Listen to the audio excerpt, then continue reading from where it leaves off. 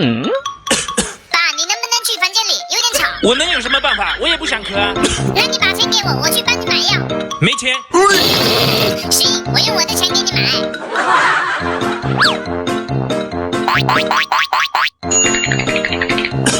咳嗽还不出现买药，看我的吧！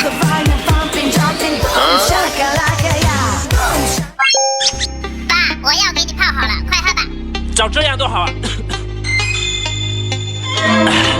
我休息一会儿。爸，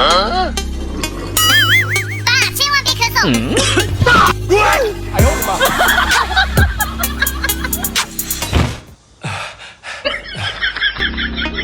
四毛，你这买的什么药啊？泻药啊！这样你一咳嗽就会响啦，时间久了你就不会想咳嗽了。